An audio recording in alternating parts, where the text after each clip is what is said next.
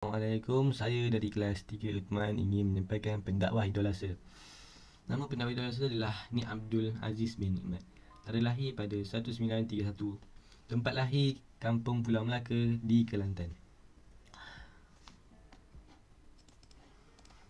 Sewaktu usia 9 tahun, Ni Abdul Aziz dihantar berguru dengan Tuan Guru Haji Abbas Muhammad di Pondok Madrasah Iftayah Jertih Besut, Terengganu. Tuan Guru menuntut ilmu di situ selama setahun sehingga peperangan Jepun berlaku dan pengajian dihentikan buat seketika.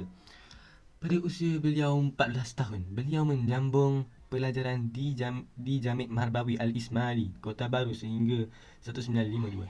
Beliau menyambung pelajaran ke Universiti Darul Ulum di Durban, India, mendalami ilmu fiqah, usul fiqah, tafsir Al-Quran, hadis dan lain-lain.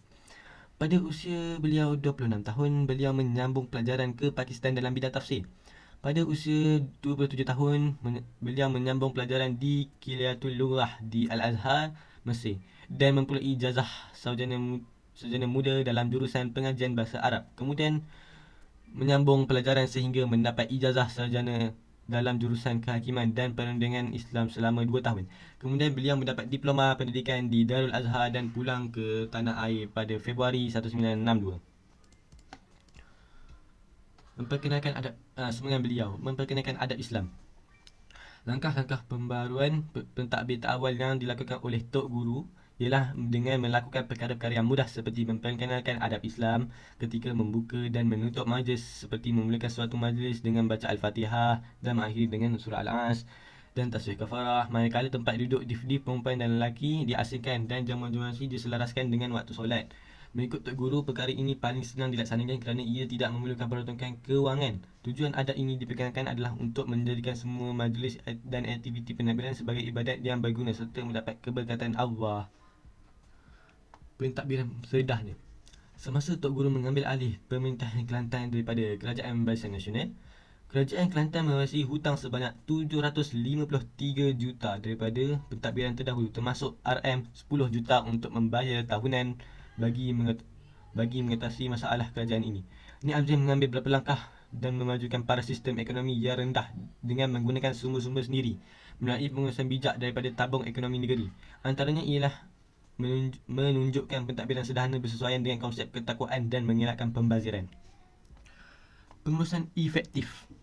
Untuk melaksanakan pengurusan yang efektif dalam sektor hutan, kerajaan negeri telah melaksanakan konsep tender terbuka untuk kegiatan pembalakan menggantikan tender runding yang diamalkan sebelumnya. Konsep baru ini dapat menghindar daripada berlaku monopoli oleh syarikat-syarikat besar yang dibayangi individu yang berpengaruh, termasuklah pihak istana. Untuk mengelakkan daripada gejala rasuah, Menteri Besar menghapuskan amalan pemberian hadiah kepada pegawai kerajaan dan memberi amaran keras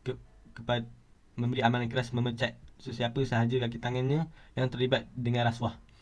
Bagi mengelakkan penyalahgunaan kuasa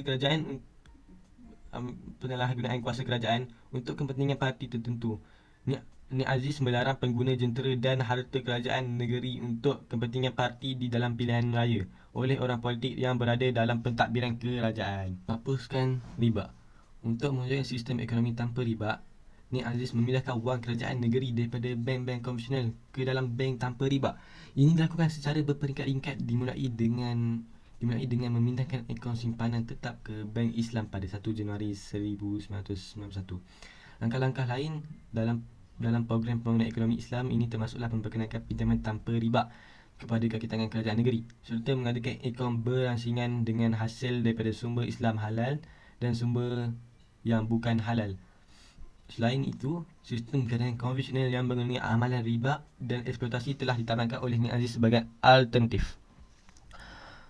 Arahan telah ditumbuhkan pada 19 Mac dan merupakan sistem gadaian Islam yang pertama di Malaysia. Bagi kewujudan sistem arahan ini, maka mulai tahun 1995, Kerajaan Kelantan membatalkan semua lesen perintis pajak gadai yang menggunakan sistem riba. Mempertabatkan wanita. Pelbagai perubahan ke arah memartabatkan wanita dilakukan oleh kerajaan negeri. Antaranya termasuklah mengadakan kempen kesedaran menutup aurat dan kod pakaian sopan bagi pekerja wanita Islam dan bukan Islam. Kaunter bersaingan bagi pelanggan lelaki dan wanita di pasaraya. Menambahkan cuti bersalin kepada kaki tangan wanita kerajaan negeri. Melarang peserta wanita mengambil dalam tilawah Al-Quran serta mengharamkan iklan yang dipamerkan wanita yang tidak menutup aurat. Sekian. Terima kasih.